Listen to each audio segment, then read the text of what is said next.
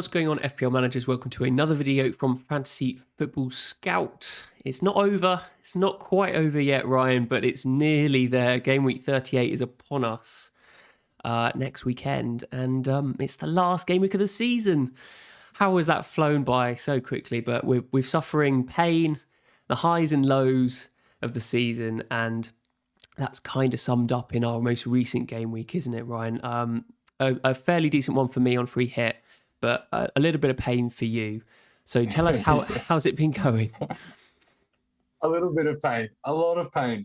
But I think this game week has summed up the season for me. It's been a season of pain, a season and a game week, I should say, really, where the free hit chip has been absolutely lethal. I was looking at the live average of the managers who played the free hit chip this week, and I think there's something like 15 to 20 points already ahead of the non-chip users this game week. And we've still got quite a few more games to come as well. So you have to think that that lead's only going to be extended. A massive red arrow for me, Ted. But you know what? At this stage of the season, the rank is gone. The head is gone. My team's on the beach. Emotionally, I'm spent, but I'm ready for one final TED Talks. Let's get into it, mate. I mean, yeah, I looked at your team like ahead of this video, and actually it looks really good for Game Week 38. So, you know, I completely empathise. Game Week 36 was an absolute nightmare for me. I had the biggest red arrow of the entire season, and with a free hit chip, managed to get, a fairly decent team that I was excited about again, mustered up a bit more enthusiasm. There's no reason you can't do that with your excellent team ahead of Game Week 38. So fingers crossed for a big push for that top 100k. By the end of the season, anything can happen, the game week's not over yet. I mean, Liverpool haven't played yet, Chelsea haven't played yet. Non-free hitters can still definitely claw it back.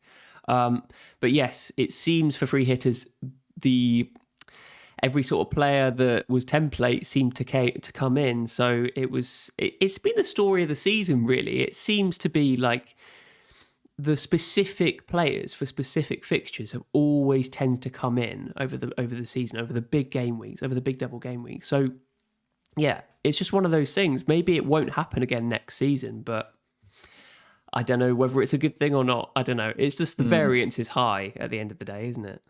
Yeah, I think it's a good thing on the whole. Like, it's nice that at this stage of the season, as you've just said, you're not really dead. It doesn't matter the rank that you're at, the mini league that you're chasing or not. We've seen some huge rank drops and increases recently with double game weeks and chips at play. I think it's nice that at this stage of the season, anything is still up for grabs because we are seeing these massive hauls. And I would rather that. Like, I would rather that than get to this stage of the season and just think, well, I can't make up any ground. There aren't any double game weeks to target. There are no chips left to play. There are no nice Tottenham versus Norwich fixtures to target in 38 for captaincy. It's nice to have hope, even though hope can kill you. It's nice that in FPL, we can see these massive turnarounds because that's what you want, right? You don't want the season to just fade into obscurity. Yeah, absolutely. And I think Game Week 38 is always a game week to get excited about. We've got a lot of teams, a lot of informed teams, a lot of informed players against some weak defences. So a lot of our teams look good for Game Week 38. And that's, there's so many players to pick. Even the likes of Lukaku, Vardy come into the picture, along the likes of Son and Kane and all that, all the regular guys who we've been picking throughout the season. There's tons. And the forwards, I mean, this week, the forwards have made a resurgence in popularity again. So I wonder how many we'll have for Game Week 38. I think you've got a 3-4-3 formation, which is, ahead of the game, really. Yeah, I haven't seen that since Game Week 1. But you remember the scene in Anchorman where you've got all the different news groups, they all kind of come together and they assemble and all the rival gangs. And that's what we're going to have in 38. We're going to have the KDB gang, the Kane and Son gang, the Salah gang, the Vardy and Lukaku gang, and they're all going to assemble and we're just going to have it out and see who wins. I'm excited. I would love to see that. Like, yeah, the human embodiment of that sort of battle. Amazing. Great analogy. Yeah, we've got some stats to go through as usual in this video, just to, just to see who's the most interesting pick, like who's actually in the most in form at the moment, who's got the best stats, who's got the best momentum, and we'll just see like who are the people to prioritize. Because after I've created some of these stats, I'm kind of swayed. It has to be said. I'm tempted into taking a -4 or -8 this week. So yeah, let's get into it. But first, word from the sponsors, as usual. SoRare Academy is a fantasy game that allows you to get into the SoRare card collecting game.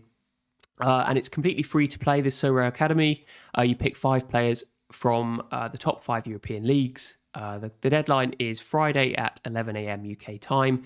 And you get points, as per usual, from fantasy, returns, goals and assists, clean sheets, all that good stuff. And if you do well, you get to win some of these SoRare cards. So if you like that sort of thing, and you like the idea about owning players, that you can compete in battles with other players in this SoRare game, give it a go. Completely free to play. Yeah, and have fun. But yeah, before that, after that, I should say, we'll get straight into the meat of the situation, and we're going to start with the fixture matchups. As per usual, we've got Gameweek 38 here, and this is basically a chart showing the team's XG, their attacking potential, across the bottom. So further right, we've got Man City with the highest XG in the last 6 matches, and their opponent's XG conceded is towards the side. So Watford and Southampton, Chelsea are playing Watford, Leicester are playing Southampton. Those 2 teams have the worst XG conceded. So top right basically would be a team with the best XG against a team with the worst XG conceded, which would indicate a lot of goals. And it's interesting to see here that Man City, are way ahead of everyone else. But they're playing a team, Ryan, Aston Villa, who are a little bit of form, and actually their defensive form is actually pretty good. So does that really matter, or do we just see Man City battering Aston Villa? No, I think it definitely matters. I mean, we saw that against West Ham. West Ham defended well for most of that game. They defended deep as well, and they restricted the space that City had to operate in. And Aston Villa's defence has been quite strong recently, as you say. I think across the last 4 game weeks, they've got the best minutes per big chance conceded. And, KDB has been creating big chances. So it feels like a movable object versus an unstoppable force type of scenario with those two. And how do we see that playing out? Do we see the likes of KDB and City, who are gunning for the Premier League title, able to break down a fairly stubborn and resistant Villa defence? Yeah, I mean, Nakamba's come back into that team, and he's really shored up the midfield, which I think Gerrard highlighted as a bit of a problem for Villa. But yeah, they've looked good recently defensively. So I don't think that's a walk in the park for City. I think it could go either way, couldn't it? I think either City just steamroll them because they have to win the league. It's an absolutely pivotal match. City, if they get an early goal, they could just steamroll Villa, I think. But alternatively, I think it could be cagey, and I think Villa do have the potential to cause an upset there. And, as a Liverpool fan, I would absolutely love that. But, you never know. I think probably City win that fairly easily, even though Aston Villa's defensive stats are on paper okay. West Ham's stats on paper were okay, but City, turned it on the second half and put 2 goals past them. So we'll see what happens. But I think if you own City midfielders, you should be fairly happy about the prospects of them scoring goals, particularly KDB. Whether or not KDB is a better option than some of these alternatives. So we've got Tottenham here, we've got Chelsea, Leicester at the top there, Liverpool. I think those 4 teams are really going to catch our eye this game week. And let's start with Chelsea. I mean, Lukaku's been playing, 2 or 3 games in a row now, and he's amongst the goals. So do we see him keeping his place? And could he do the business against a woeful Watford side? He's been in form recently, Lukaku, hasn't he? And he's had a run in the team. Havertz has been out injured. I think he's got a hamstring injury at the moment. I don't think Tuchel risks Havertz. If he's still injured, I'm not sure why he would force Havertz out onto the field. If he's got this knock, there's no reason for Chelsea to push him. They look fairly secure in the top 4. So Lukaku could be an option. It's just, how do you get there? I mean, if you've got the funds up front, you're probably looking at someone like a Harry Kane, or maybe you've already got Kane, and trying to fit Lukaku in can be quite tricky. So the Chelsea fixture is a nice one, but maybe you look elsewhere in the Chelsea team. So I think this massively depends on people's team structure and stuff. But the way that I personally see it is that if Salah isn't fit for game week 38, or even there's a slight doubt that he doesn't play, I'm gonna sacrifice Salah. I'm gonna move him on, and I'm gonna switch him. I'm gonna switch the money to the likes of Son and another forward, because I've got Richarlison against Arsenal, and I'm like, nah, it's kind of yeah, Everton might be fighting, but do I really want Richarlison against a fairly solid Arsenal team? There, you could upgrade. You could use Salah money to upgrade the likes of Havertz or whatever to a Son, and then a Richarlison up to a Vardy or a Harry Kane or a Lukaku. And all three of those picks are actually really legitimate for this game week. And obviously depends how much money you've got. But even moving down Salah to Luis Diaz or Maddison or someone of that price bracket is a really legitimate option this week. And I'm excited about the number of prospects here. I think Lukaku is really a good option against Watford. Mm. Yeah, he is. I mean, it's difficult to take hits in game week 38. I think if captaincy is involved, maybe that strengthens that argument for Lukaku or for taking hits to remove Salah. I think you raise a really interesting point. Like, if Salah is going to be out for game week 38, or if he's going to have reduced minutes, then you take that gamble, and people have a $13.1, $13.2 million hole burning in their pocket. And what are they going to do with that? And it, like I said earlier, it's going to be a battle of the premiums, the anchorman battle of the premiums. And Lukaku's definitely emerged as an option. Absolutely. I mean, is Salah actually that good? Even if he does play, even if he plays 90 minutes, I think, I mean, this is debatable, obviously. He's one of the best FPL player we've had for many, many years. But recently, he's been out of form. And is there a better Liverpool player in that team? I mean, I could make a convincing argument that Luis Diaz is playing better than him at the moment. And for cheaper money, could be a decent alternative. It all depends on how you see those minutes. I think the team that we see against Southampton and then what we see against Wolves in 38, I'm expecting the team in 38 to be very close to the team we see in the Champions League final, because it's almost a week between Wolves and 38 and the Champions League final. And I think that if Salah's fit, I'm assuming that he will be for the Champions League final, he starts, Mane starts, and Diaz starts. So that would be the front three that I would expect to see against Wolves. The early comments from Klopp around Salah's fitness seems to be fairly positive. It seems to be that he will probably miss out the Southampton game, but it looks as though he should be fine for Wolves. And so I'd expect to see Salah, Mane, and Diaz against Wolves. We might see Jota come in for Southampton, but I think your argument for Diaz is a strong one, and he is obviously a saving on Salah, and it might enable you to get a Son, to get a De Bruyne, to get a Lukaku, Kane, or Vardy up front. I mean, this all remains to be seen, because we talk about Chelsea, we talk about Liverpool. They both play this week. Liverpool tomorrow. I think Chelsea's on Wednesday or Thursday.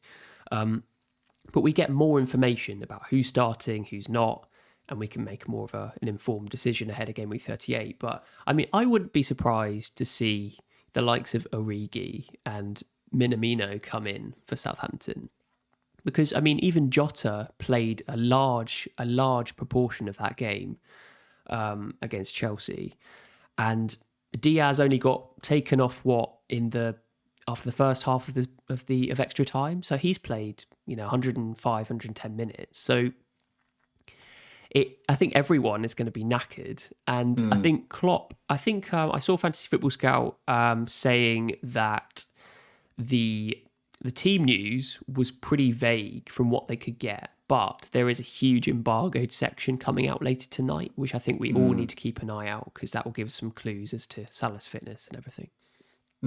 Yeah, for sure. I mean, we can't do too much about it in True. Game Week 37, but it is an indicator for 38. I think also Game Week 38 sentiment plays a big part in the team selection.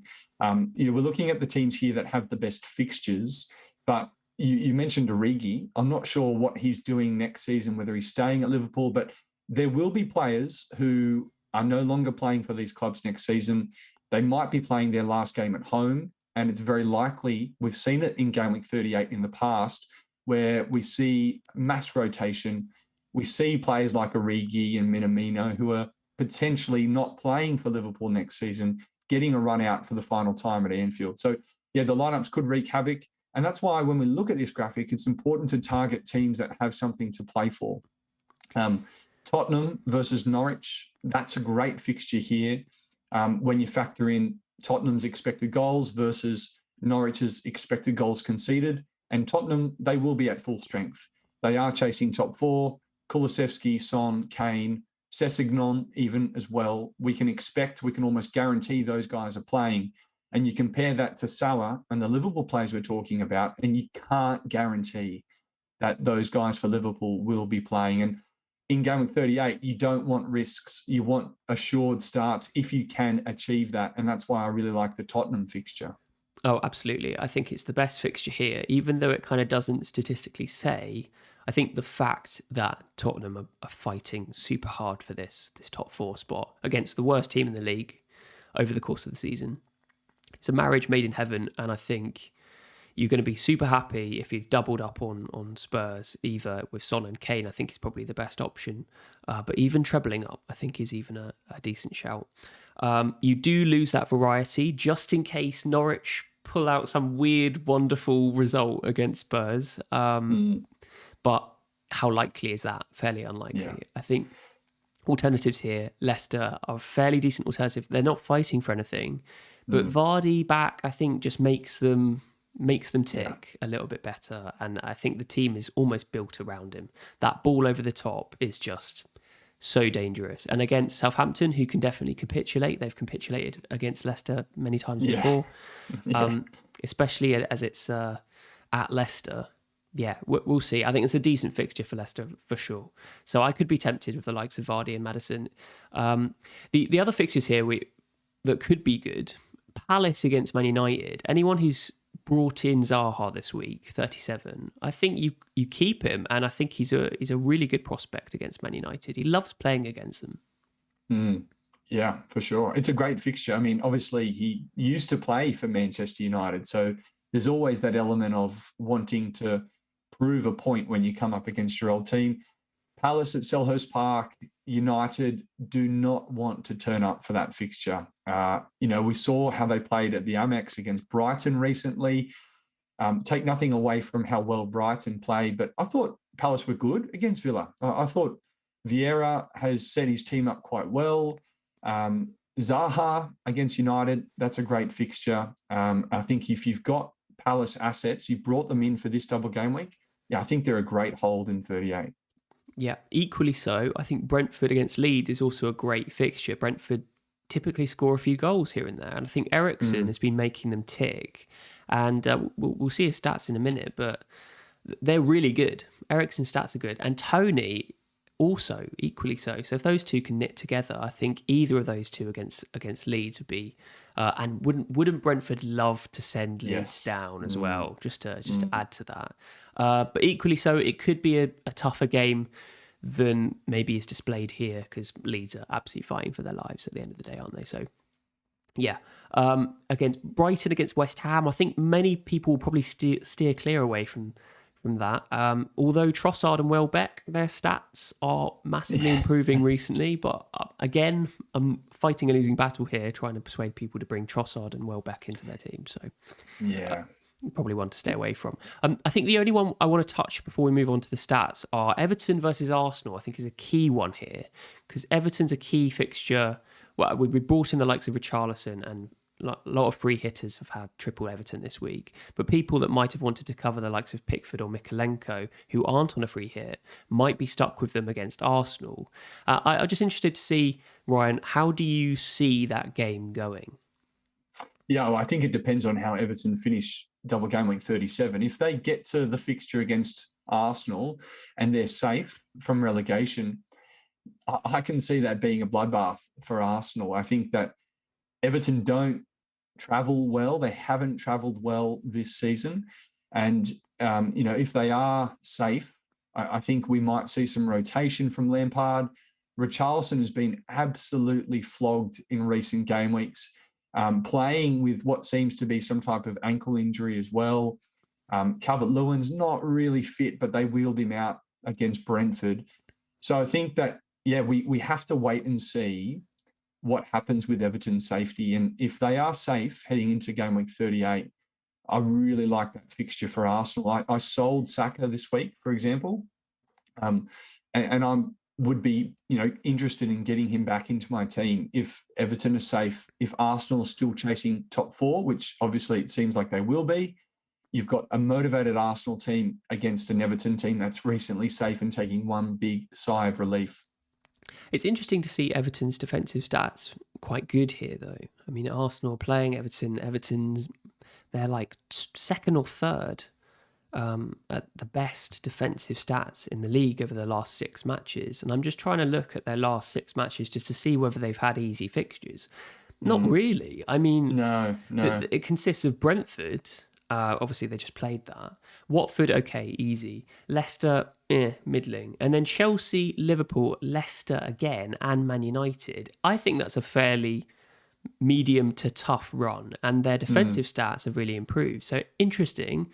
I don't think Arsenal completely blow them away if they can keep that up. Yeah, but that's an Everton team that's fighting for their life. And a lot of those games have been at home. So Chelsea was at home, United was at home, Liverpool was obviously the derby, so that's a narrative I guess we can spin. But an Everton team that's fighting for their life, we saw that against Chelsea. They were happy to sit back and not create much. They kind of shifted to that 5 at the back formation as well. And it was a defensive first approach from Lampard. I think looking at the performances of Leeds and Burnley, it was fairly clear to see that if Everton could just ground out a draw or two, they would be safe. And, it looks as though they might get there. And I think that the best way they could get those points was to try and keep a clean sheet and try and be defensive first. And as I said, I think if Everton is safe, I think that 38 fixture becomes a lot more appealing for Arsenal assets. But if they're still fighting, then I agree. I think it will be tough.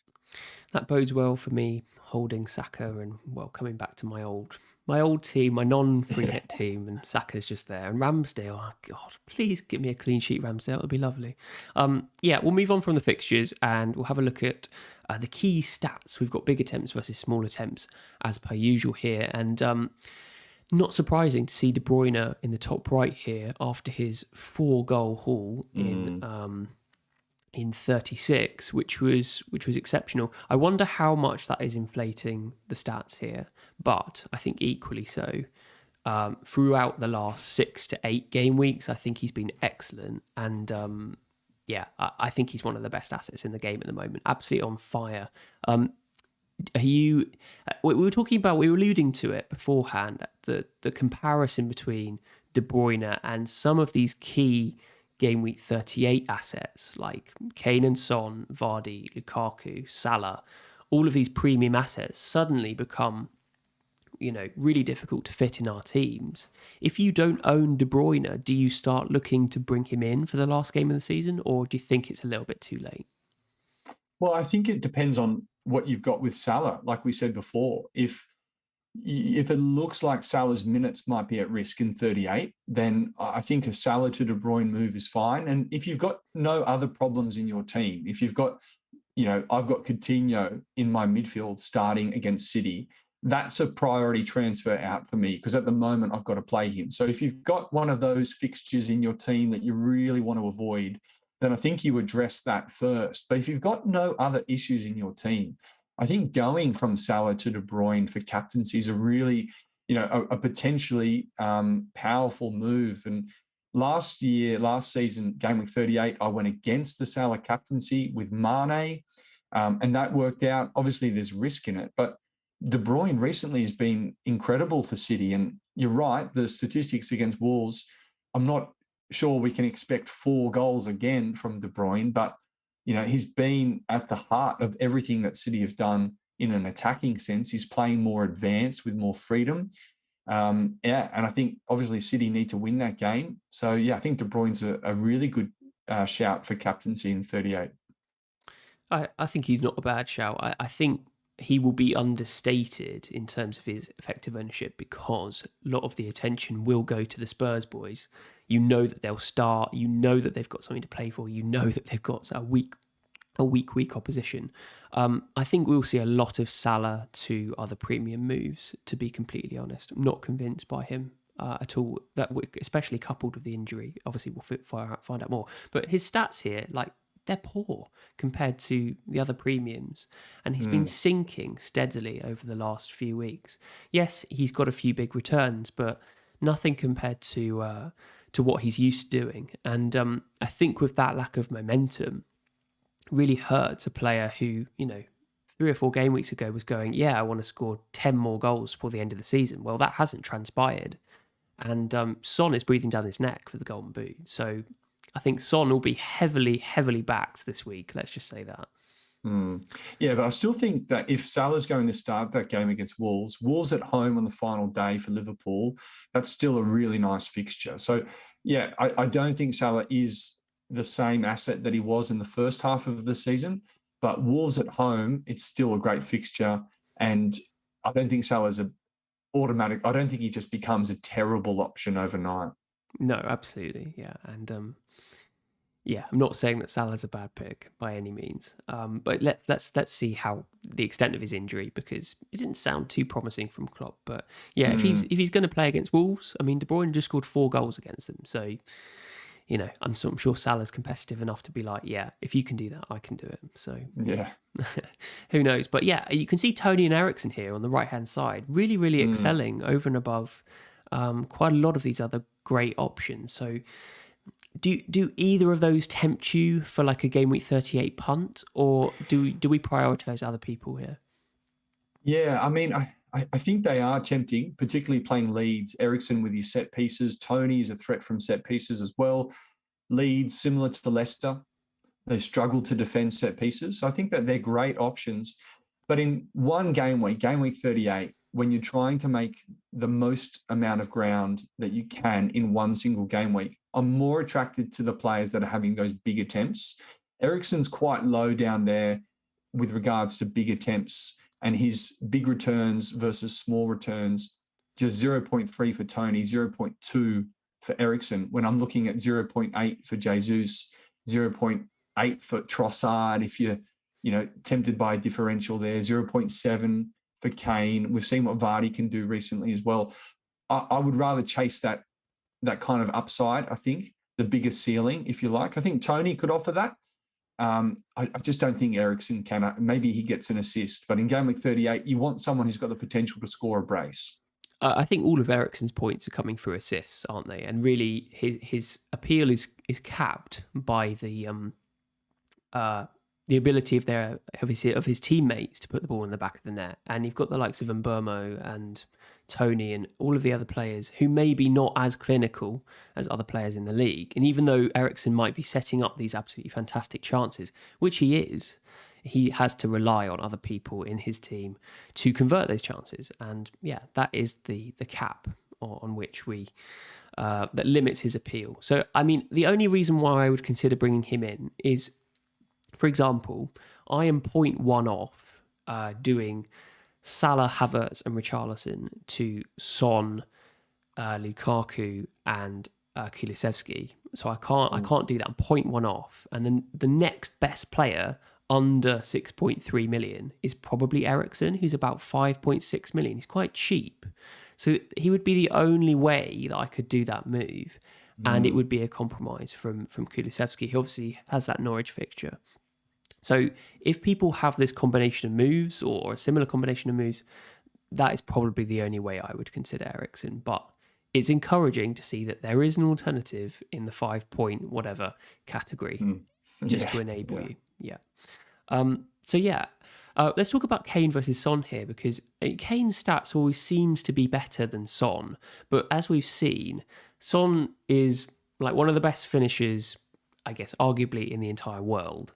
And 0.9 small returns. He doesn't need chances. He just overperforms massively. So don't think that this chart is saying, yeah, Kane is way better than Son.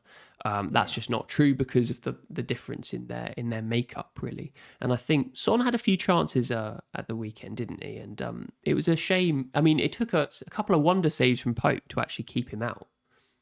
Yeah, I think his effective ownership on was over 100% as well. So for the managers who brought him in on a free hit, they were still hoping that he wouldn't score because it was going to hurt their rank if they didn't captain him.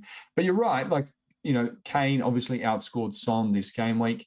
Kane got the penalty. Son had 2 great shots inside the box, and Nick Pope denied him with some great saves. You know, we're talking about Kane versus Son, and we've done that all season. I still prefer, out of the two of them, I think I still prefer Son. I really like that fixture away against Norwich as well. I think there'll be space for Son to run in behind. Norwich playing their last game at home, they're not going to park the bus. What benefit do they gain out of playing, really defensively at home against Spurs? They're already relegated. So I think that we might see some goals in that game. I've got both. There might be managers with both.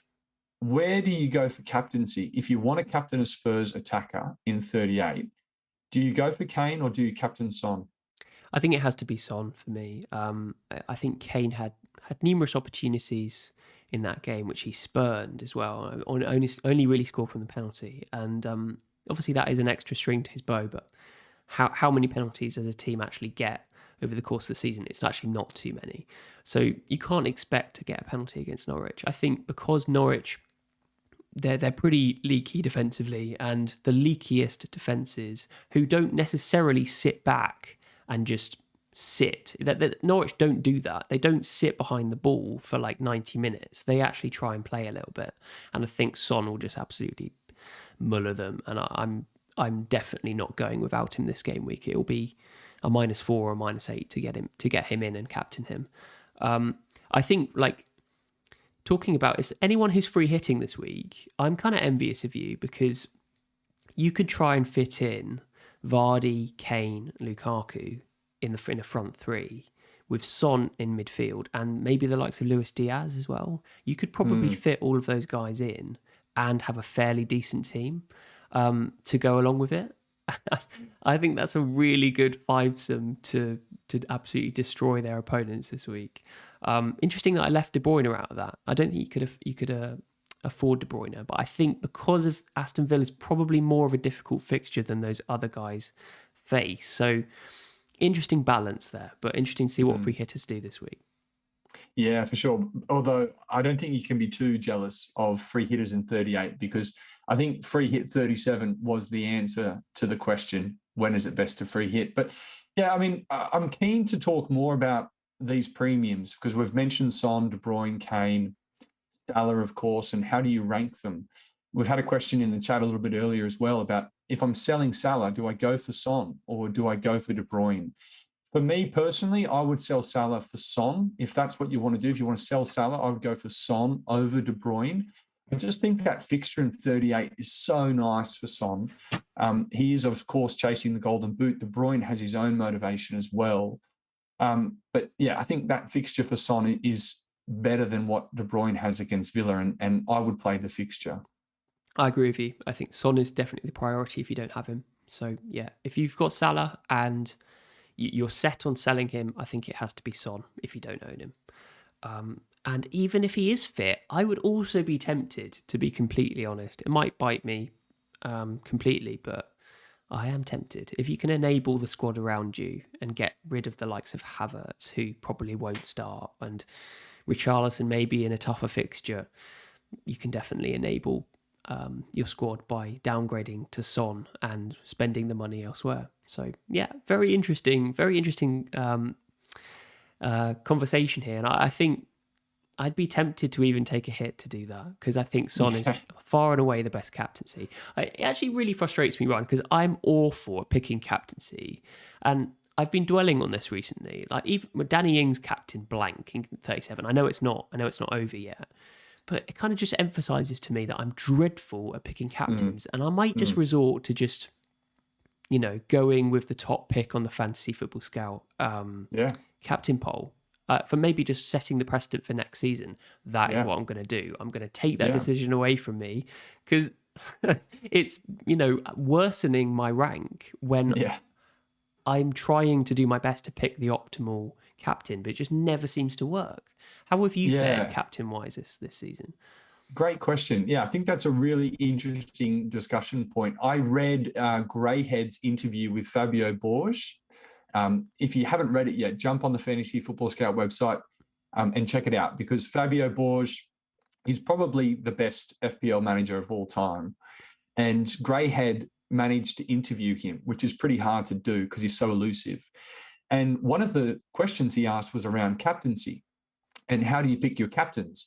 And his answer was that he likes to just take, all of the, reduce the decision-making that he's got. And one of the ways he does that is in captaincy. And he takes all the kind of emotions out of it and he just looks at expected points. He goes to the algorithm. Who's expected to score the most points this week? I'm captaining them. Now, I can't speak for him. He might have some slight nuances to that, but this is just what was said in the interview. And that's what I've tried to do across the last 5 or 6 game weeks. Pick my captain based on expected points. Didn't work out so well this week with Zaha. Didn't work out so well last week with Salah when everyone else went De Bruyne. But I think if you do that across a 38 game week season, you're going to end up in the green more than you are in the red. Oh, it's so difficult. It's really interesting.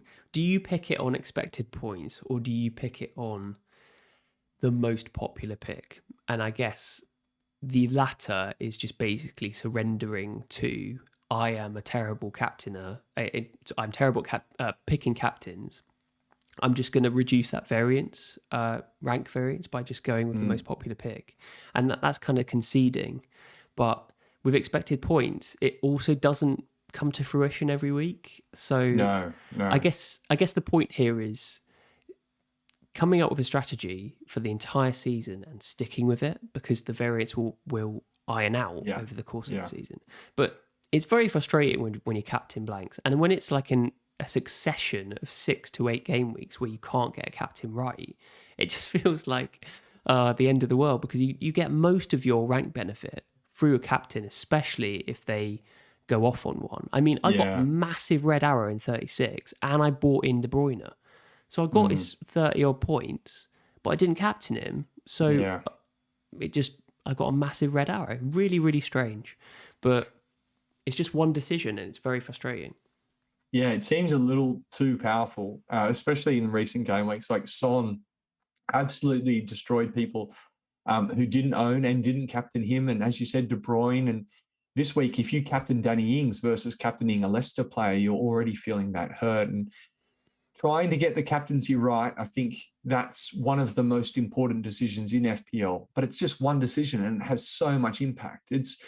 I remember reading an article recently from The Athletic about whether we should continue to award penalties. So we digress a little here, but whether we should continue to award penalties in football, whether a penalty is a just punishment for a foul inside the penalty area, inside the box. And the conclusion was no, because most fouls occur on the edge of the penalty, just inside the penalty area. The player's facing away from goal. The XG on that particular chance was quite low, but then they get a penalty and the XG of 0. whatever it was turns into a 0.75 XG or whatever penalty might be. So, yeah, I think in a similar kind of way, a similar kind of parallel there is that captaincy in FPL, it's one small decision, but it has a huge impact.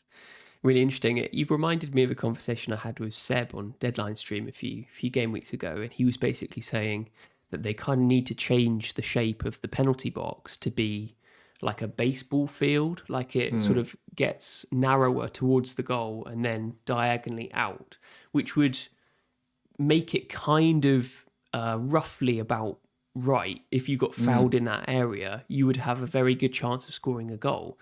But I completely agree with you. I mean, sometimes penalties are just completely unjust and doesn't warrant the lead up to the award of that penalty. Like the chance of scoring a goal is just, like, especially the handball one. What was it?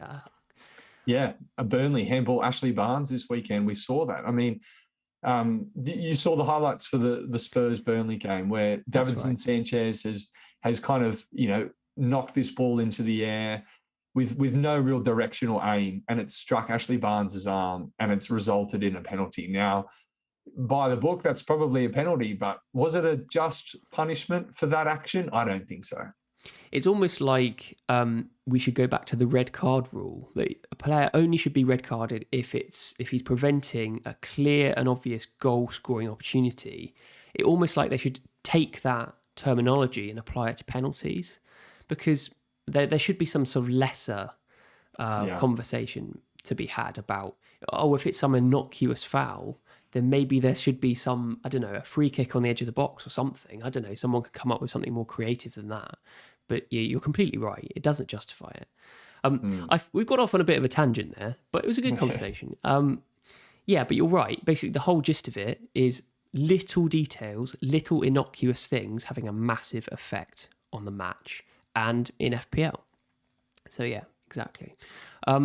We've got a few players creeping onto this chart, and that's Vardy on the left-hand side. His usual big attempt. He's only had 2 starts recently, and Lukaku's here as well. Not quite as prolific as other players on this chart, but again, limited number of starts. And I want to move on to this next chart, which is momentum, and both of these players feature quite prominently. We've got both of them in the top right-hand corner. This is the change in their stats across the bottom. Last 4 matches versus the previous 4 matches. And exactly the same for their attacking returns towards the top. Vardy's only had 2 starts. Lukaku, I think, has only had 3.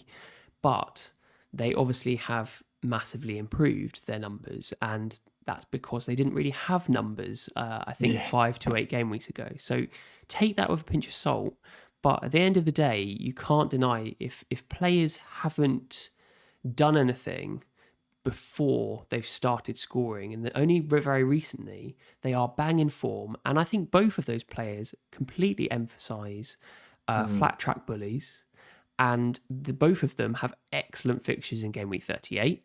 And let's see what they do against each other on Wednesday or Thursday. I think it's Thursday they play. Let's see what happens there. If they both play at the end of the day. But then I reckon they could be really good differential shouts for game week 38. Is there any way that you'd be tempted, Ryan? Definitely. Yeah, I'm really tempted. I'm kind of kicking myself a little bit that I went Kane this week over Vardy. Obviously, there's hindsight there, seeing how well Vardy performed. But I looked at game week 38 and I thought Norwich away is a great fixture for Spurs. Southampton, that's a little bit more difficult, but Southampton is not a very difficult fixture. Recently, their defence has been one of the worst in the leagues. And Hassan Hüttel, he only has one way of playing, and the defensive line does leave a lot of space in behind for Vardy. Vardy, interestingly, you mentioned back-to-back starts. I think this is the first time since game week 14 that Vardy has had back-to-back starts in the league. So it's been a long time coming for him. But in the last 2 game weeks, of course, it's just a small sample size. And he has played Norwich and Watford, but he scored 4 goals. He's taking a shot in the box every 18 minutes. And his expected goal involvement, his minutes per expected goal involvement is 86.5, whereas Lukaku is almost double that. So looking at them both, I think they're great options. Watford at home on the final day for Lukaku is a great fixture as well. But I'm really tempted by Vardy. And I think depending on his expected minutes going into 38, I think he's a really, really tempting shout. And he's a big differential. Yeah, I agree. And he's a little cheaper than Lukaku. I think he's only like 10.3, something like that. Lukaku's about 11.8, something like that. But a lot cheaper and a lot easier to fit in. So, for example, the moves I'm looking at this week, Salah, Havertz and Richarlison to Son, Vardy and Maddison. That is a definite 3-way sort of opportunity that I can do for a -8. But don't worry about the points hit. I think those 3 are a really good opportunity this week. So it's something I'm considering. It might not happen, but it's just something I've played around with. Interesting to see some other players in the top right here. I've talked about Welbeck and Trossard, and I talked about them quite favourably early on, basically because I'd seen this chart before. But I don't think we're going to be looking there because they play West Ham, which is going to be a difficult match. And, you probably have to have your brain looked at if you're going to bring Welbeck in game week 38 because there's probably more exciting options out there, but it has to be said he is playing well at the moment, so fair play. Watkins is there still in the top right, so I mean, could there be more for Watkins, especially if he plays in the second leg of game week 37? Ings is an interesting one. His stats have actually fallen off a little bit, and his attacking returns are still higher. So I wonder whether that means he starts regressing. I don't think we should talk about Aston Villa too much, to be honest, because but we're not going to be considering them for game week 38, and I think because they play City, and people who own them will probably be looking to get rid, I can imagine. So yeah, probably not too much bearing on those guys. Fernandes is interesting there. It was a bit of a surprise. I don't really know what he's done recently. I haven't been watching Man United. Has he been scoring a few recently? Well, he missed the penalty, of course, against Arsenal, and that sticks in my mind. To be honest, I've done as much as I can to erase Manchester United's recent performances from my mind, and I wouldn't be considering Fernandes even for game week 38, playing away to Palace. Palace's defence has been strong recently, so yeah, I would avoid Fernandes. But yeah, it's interesting to have a look at the likes of Lukaku compared to Havertz, Werner, and Mount, because a lot of managers went Havertz, Werner, and Mount for the double game week in 35, I think it was. And many of us have those players still in our team. I've got Mount, but Lukaku's form encourages me as a Mount owner. It doesn't worry me. It doesn't make me think that I want to sell Mount. But if I did have Havertz or Werner, I'd potentially be a little bit more concerned about Lukaku playing if I had those players. What are your thoughts on that? Yeah, absolutely. Mason Mount's appeal, like Eriksen we talked about earlier, is mainly assists, I'd say, over a long period. And if you've got a striker in form that you're going to, nail some balls in, and he's going to convert them more often than not, then absolutely. Mount owners, I don't think we should be looking to sell whatsoever. I think he's more of a sure starter than the likes of Havertz, who seems to have this niggling injury. I don't know whether that's just some sort of excuse for being dropped or something, but I think Mount's definitely going to play against Watford. And if Lukaku plays, I'd be even more convinced that he gets amongst the points. So yeah, not too much to worry about Mason Mount. Werner, on the other hand, yeah, it seems to be dropped here and there and just can't put the ball in the back of the net. Shock horror. When his stats were really good, the massive caveat was, it's Timo Werner, guys. Have you watched this player over the last season? Really struggles with conversion. And lo and behold, after that little bit of a purple patch, he's now regressed a little bit. Same with Havertz. I think Havertz is a definite sell. He's obviously had limited minutes since Lukaku came back in, but I'm definitely going to be offloading this week. I wonder what you think about Richarlison. Is Richarlison an easy sell against Arsenal? Or does it depend on your priorities? Yeah, I think it depends on your priorities. I mean, I've got Richarlison. I'm not looking to sell. I think if you can go from Richarlison to Vardy or Lukaku, that's probably what I would do up front. But not many managers will have the funds to do that unless they're downgrading Salah and, they're tempted by Vardy and Lukaku for -4. It's just trying to find those funds, because I think Richarlison's 7.5, 7.6 around that price. And Arsenal's defence hasn't been strong lately. Gabriel, I think, might be out for the rest of the season. Ben White's just returning to fitness as well. As a Ramsdale owner, I can't remember the last time Arsenal kept a clean sheet. So, yeah, I don't think Richarlison is an emergency sell. And for kind of that mid-priced forward bracket, I'd be happy to hold on to him. Although, as we can see on this chart, if you can upgrade him to Lukaku or Vardy, I think that's a really tempting move.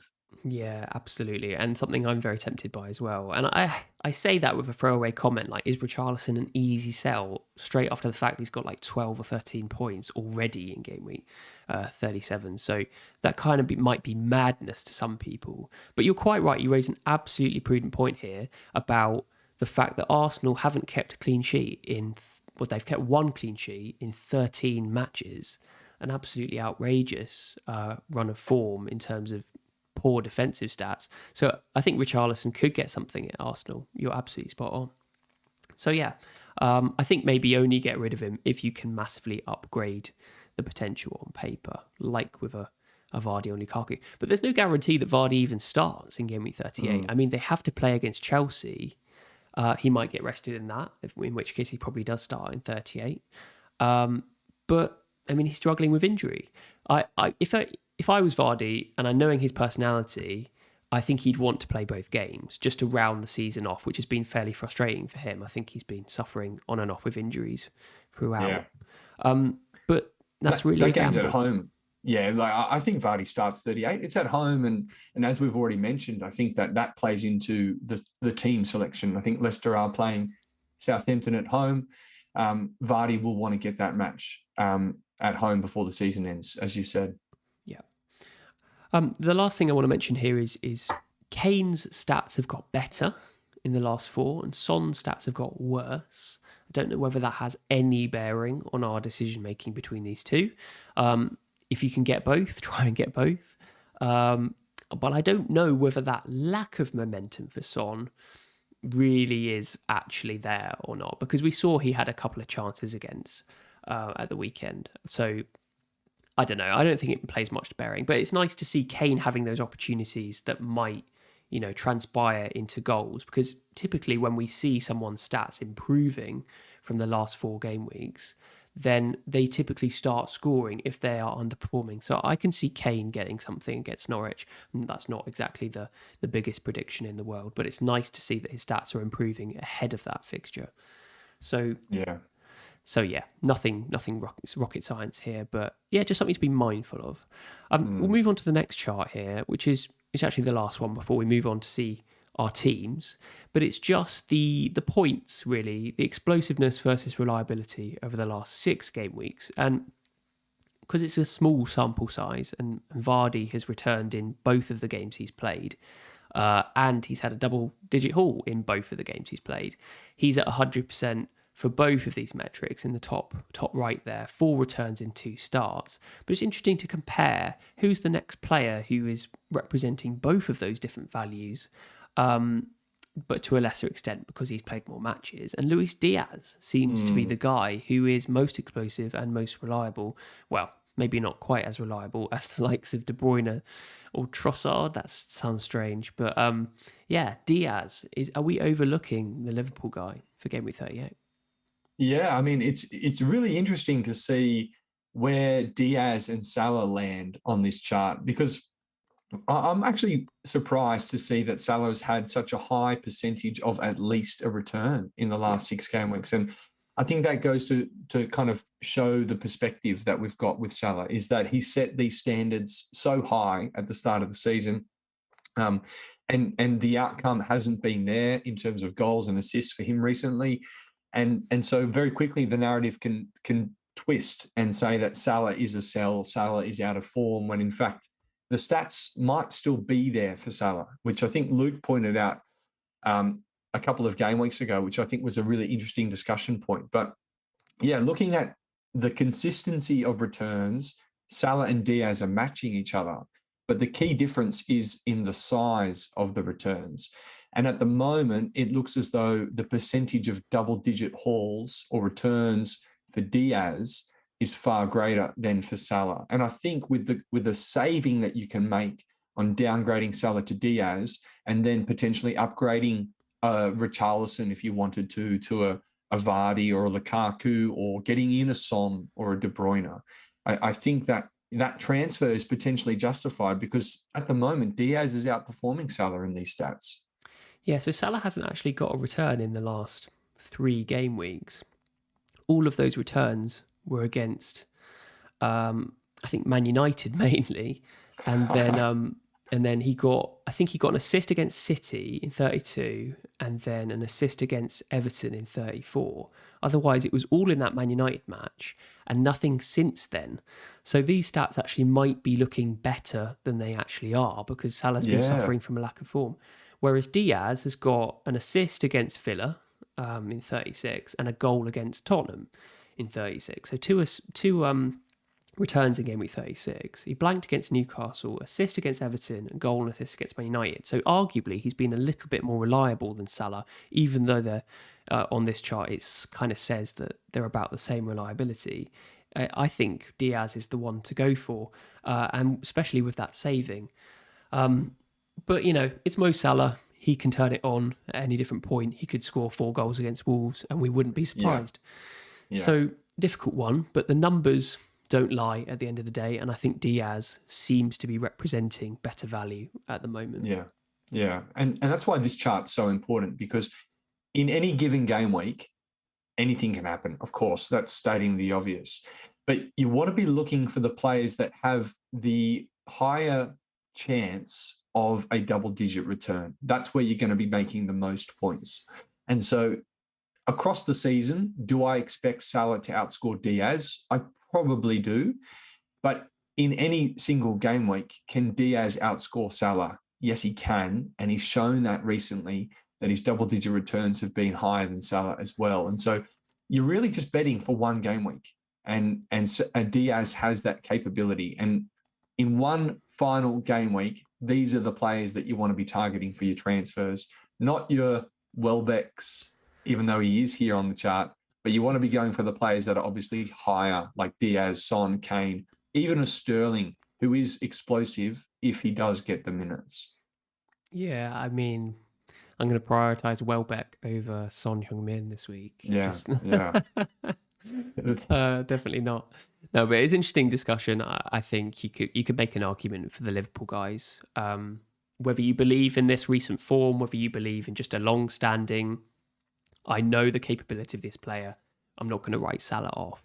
I get it from both ways. So I think Diaz is a really intriguing option as a compromise to downgrade Salah's funds and spend the money elsewhere, especially when we've got all of these interesting differential forward options this week. I think it could be a tempting move to switch quite a lot of money to the forward line. But yeah, we see Son and De Bruyne here, both 9 returns in 7 starts for Son, 6 for De Bruyne. So these are the most informed players, and I think if you've already got one of these guys, bringing the other one in wouldn't be a bad option if you think that just returns are predictive of more returns. It just shows that the capability of these guys. And De Bruyne, obviously, yes, he got 4 returns in that one game against Wolves. So that is maybe inflating those numbers a little bit. But who else is here? I mean, Lukaku, 3 returns in 3 starts. That's also encouraging for the narrative that we're building for him. Maddison, 5 in 5, equally so. Very tempted by him too. Less so, maybe, Saka's a little bit faltering recently. Zaha, solid, but nothing like massively inspiring.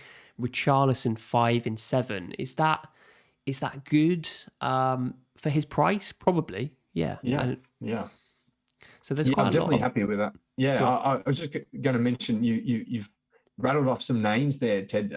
I'm drawn to Alonso. I know it's a defensive transfer potentially in 38, but Watford, I think they've conceded the most shots in the box across the last 4 game weeks. Alonso loves getting forward, and he's done that recently as well. I've got a little bit of cash in the bank, and I'm looking at potentially upgrading Cody to Alonso. He's a defender, but he's also an attacking player as well, right? What are your thoughts on Alonso for this game week?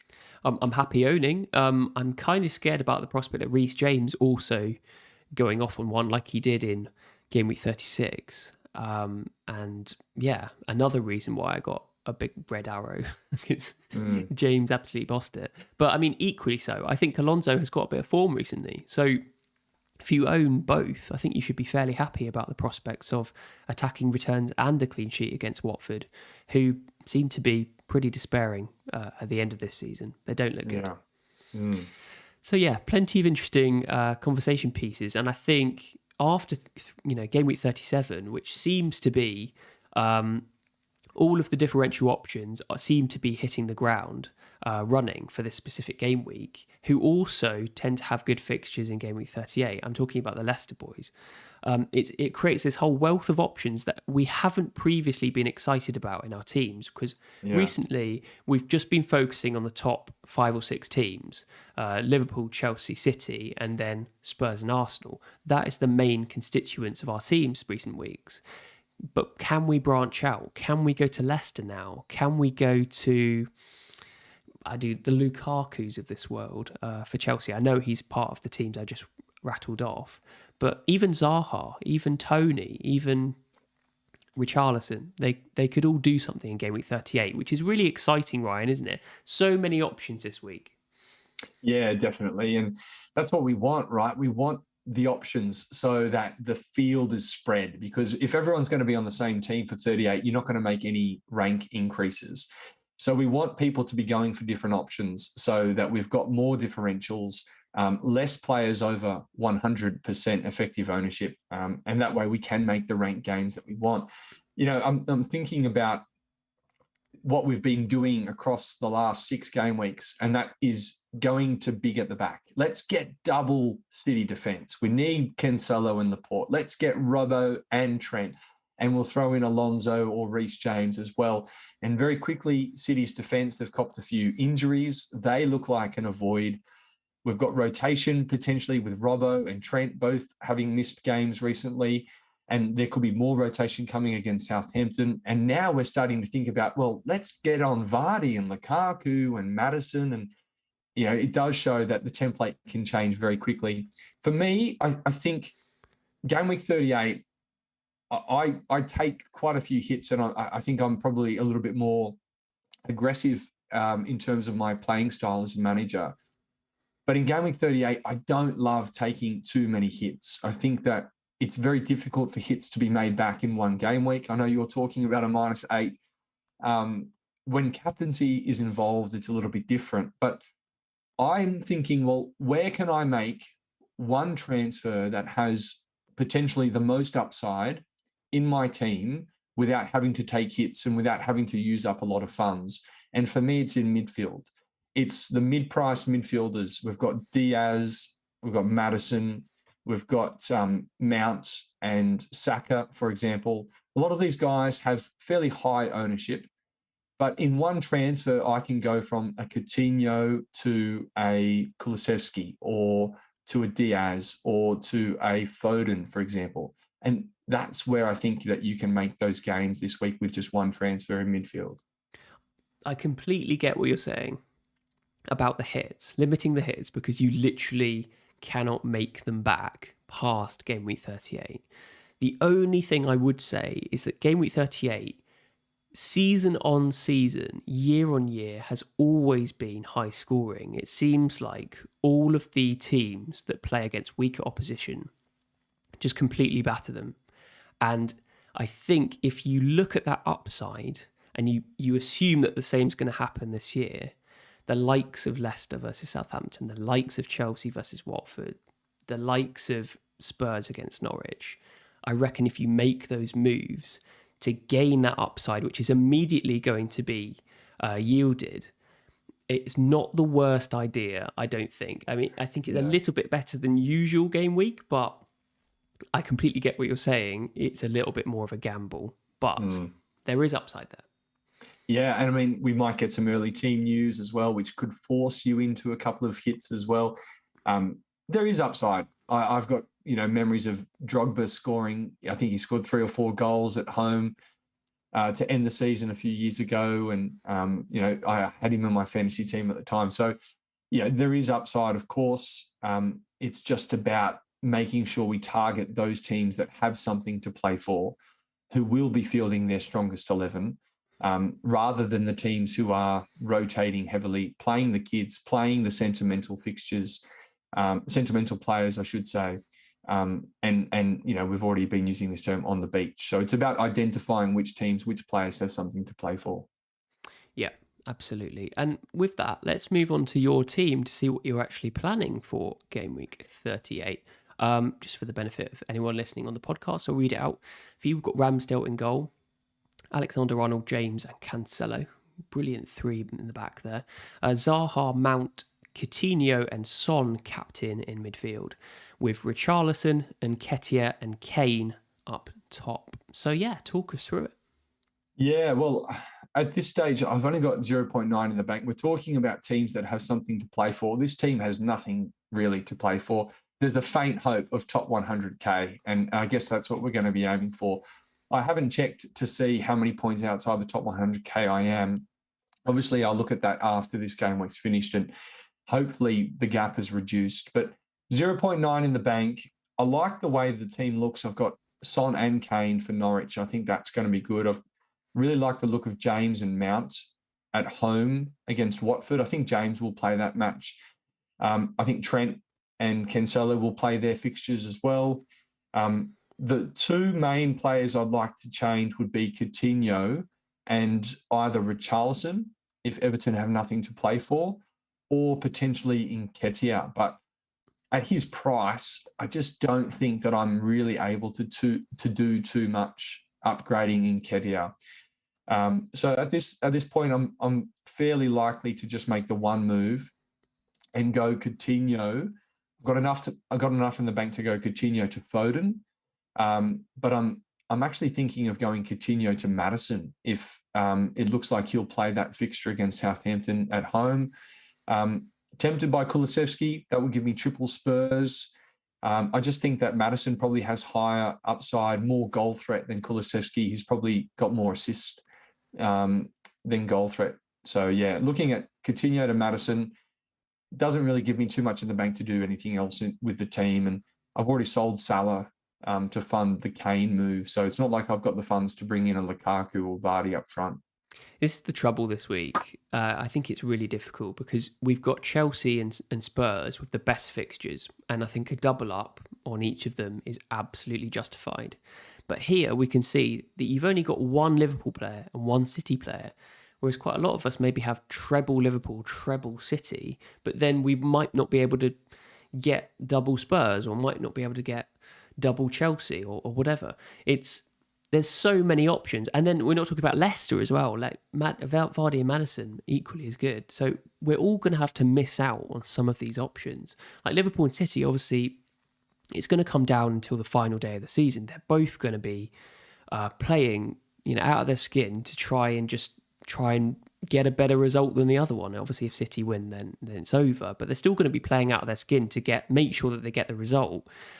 So having treble Liverpool, treble City isn't a bad idea. But at the same time, they've got a little bit more difficult fixtures than the likes of Chelsea and Spurs, who, have something to play for to some extent. I think Chelsea have to make sure that they've got Champions League football, but it's very unlikely that's not going to happen. But you can see my point about the variety of options this week. There's so many players to fit in our teams. Difficult to have them all. I think your move, Coutinho to Maddison, makes perfect sense. And I'm not sure I would do anything else other than that. Yeah, I think that's the plan. It's just the one transfer. You make a good point, though, about only having one Liverpool player and one City player. So the two best teams in the league, I've only got one player from each of their teams. But where do you bring someone in? I don't have the funds to bring in Luis Diaz, who I'd be tempted by. I don't have the funds to bring in a Robertson. I'd have to sell James or Cancelo.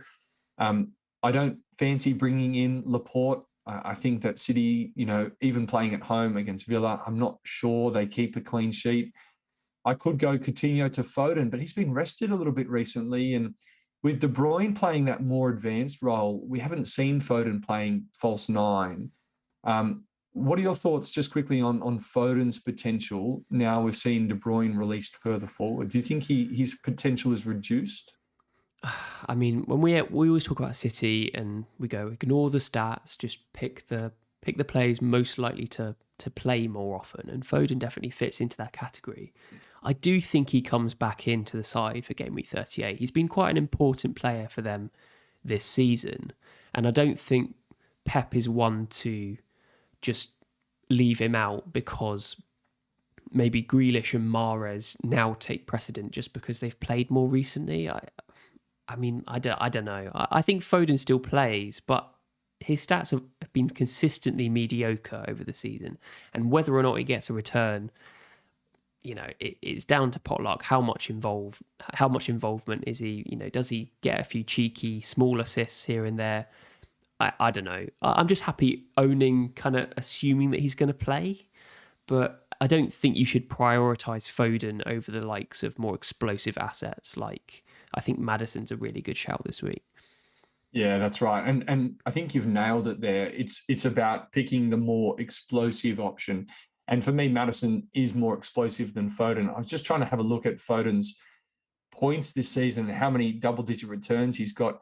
He had a few before game week 20, but since game week 20, he's only had one double-digit return. Whereas Maddison, we've seen just this game week, for example, his ceiling is really high, Maddison. And in one game week, I think I'd probably back Maddison to outscore Foden, particularly when you've got the Southampton at home fixture for Maddison versus the Villa at home fixture for Foden. I mean, the way to picture it is, if City explode and score 4 or 5 goals, I don't think Foden is the guy to be involved in all of them. I think it gets spread around, or it's a key person like De Bruyne who just is involved in everything. Whereas if Leicester explode and score 4 or 5 against Southampton, you can almost guarantee that Maddison's going to be involved in most of those goals, and that's the explosiveness we're talking about here. So, probably City have more of a capacity to explode against Aston Villa, but Leicester have just put 5 past Watford. Yeah, it's Watford, but Southampton are kind of on the beach at the moment. So I hate that term, but it's so easy to use. I think Maddison's the way to go for you. Don't overthink it. Yeah, for sure. Okay, let's move on to my team. And I'm still on the old 4-5-1 formation. I can't believe you've managed to get 3 forwards.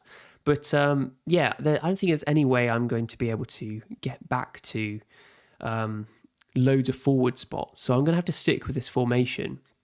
And I've got Salah and Havertz yellow flagged here. Obviously, I'm going to be waiting for news about what to do with them, whether they're likely to start in game week 38. I think Havertz is the one that I'm almost certainly going to be moving on. And it will either be, just use the free transfer on Havertz, or I could take a -4, getting Salah to Son and Havertz to Luis Diaz. I think that's quite a good combination of moves. Or I could push the boat out fully and do Salah to Son, Havertz to Maddison, and Richarlison up to Vardy. I quite like that set of moves, but it is for a -8, and it would be depending on my risk appetite. But yeah, just at the moment, I am very tempted to pull the trigger on that. Yeah, well, we've been talking about selling Salah all stream, and I think just picking up what you've been saying, it seems as though that's where your heart is, that's where you're leaning at the moment. What news do you need from Klopp to make that transfer out more likely? Well, I mean, obviously, I don't need to hear the news from Klopp. I could just see what happens tomorrow night. And obviously, if Salah completely misses out, then that's obviously a big worry for Wolves. And we'll have to see what Klopp says, either in the embargoed quotes from the press conference or what he says tomorrow night. And hopefully we're just going to get more information. If Salah is a major doubt for Southampton, i.e. he doesn't play at all, or he's just completely left out of the squad, or he's benched, I think that's enough for me to start considering selling him, because it puts an element of doubt about his fitness in. Whether he can recover that quickly to be an explosive asset against Wolves, even if he plays, 70 minutes, is just another nail in the coffin for me. And I think when you've got an easy switch to Son, who's against Norwich, who I can captain, if it's a straight comparison between those two players, I'm probably going to go for Son. So, yeah, it kind of makes it easy decision for me, really. Yeah, at your rank, what are your thoughts on the effective ownership for Salah and Son? Because you've got to think about your risk appetite. Obviously, you want to get in the top 10K. So what has the higher upside for you? Is it Son or is it Salah? So, I mean, obviously, you have to wait and see what happens after game week 37, because we've got a bit of a fair way to go. But let's say, hypothetically, I managed to get up to around 14K, and I've got a 4K rank to push to get into the top 10K. I know there's a lot of content creators out there saying, yeah, top 10K isn't the big deal anymore. It's a really difficult thing. But still, it's good to get into it. If I wanted to do that and be a little bit more gung-ho, then I definitely would sell Salah for Son. Because I don't care whether I'm going to finish 14K or 20K, really. I don't think it makes much difference. So I would be more tempted to gamble to a certain extent, especially as I don't actually think Salah's in that great form recently. I think I'm talking myself into this. I think I'm either going to be making a -4 Salah to Son and Havertz to Luis Diaz, or that -4 involving the two Leicester boys. I think that's what I'm going to do this week. I really like it. It's just whether you go that extra -4 for Richarlison to Vardy. I think there's upside there for Vardy. We might get a leak with Leicester team news. We've been fairly fortunate with that this season to get the early team news. And if we do hear that Vardy's starting, if Everton are safe as well, I think that's a big thing. If Everton are safe, then perhaps we might see, a different type of Everton emerge. We might see reduced minutes for Richarlison, noting the injury that he's been carrying. So, yeah, I think if Everton are safe, I would be tempted, and we hear that Vardy's starting, I'd be tempted to take that extra -4 and go Richarlison to Vardy as well. And you'd captain Son in these transfers. Is that right? Yeah, I think so. I mean, and another alternative, I'm 0.1 off it. But if Richarlison goes up in price any time before the deadline in Game Week 38 and nothing else changes, I could do Salah to Son captain, Havertz to Kulusevski, and Richarlison up to Lukaku. That would be an equally as interesting move. So I don't know. Basically, the long and short of it is there's plenty more information to collect this week. We've got plenty of teams still to play. We've got plenty of injury news still to gather. And I think our transfers will basically be massively influenced by that extra bit of information. So I'm just floating about some ideas. I'm definitely not set on my transfers, and we'll see what happens. But yeah, out of those two transfer scenarios, I much prefer the Luis Diaz and Vardy version over the Kulusevski and Lukaku version. Okay. I think that Kulusevski, his ability to pay back a hit, it's pretty reduced, I think, fairly limited, I should say. We've spoken about his assist potential rather than his goal potential, whereas Luis Diaz has both. Vardy, of course, has both. Vardy on penalties. Lukaku, will he be on penalties if Jorginho's on the pitch? He might very well be, but it's not guaranteed. So out of that scenario, I prefer the Diaz and Vardy moves over Kulusevski and Lukaku. Yeah, I probably agree with you on the whole, to be completely honest. It's just that Watford fixture. I reckon Lukaku can score a hat-trick in that. I really do. Yeah. But yeah, there's no point speculating on it any further because we get one nugget of information, it changes the whole landscape of the game. And Next season, what we should do is we should revisit these. This is what I'm going to do with my team on the Monday. We should revisit it on the Friday because I think a bombshell has dropped almost every single week with injuries and postponements and whatever else. And we've had to just throw our plans in the bin and think on our feet so often this season. It's exhausting. It has been completely exhausting. Yeah. But I mean, a rest bite is just around the corner, mate. One more game week to go, get our final ranks and have 3 months of rest. So I'm kind of looking forward to it. But anyway, thanks to everyone joining us. Give the video a like if you've enjoyed it to reward the effort that goes into it. And obviously it just helps out the algorithm and helps people view it. So it'll be really, really appreciated. But yeah, we're going to end it there. Thanks again for watching. And thanks to Ryan for joining me, mate. Thanks, Ted. Thanks, everyone. Take care. Yeah, good luck for Game Week 37, everyone. And if we don't speak again, best of luck for the last game week of the season. Hopefully we have influenced your decisions a little bit and go for it. Go for a -8 in the last one. Take a leaf out of my book. Anyway, yeah, all the best, guys. We'll see you later.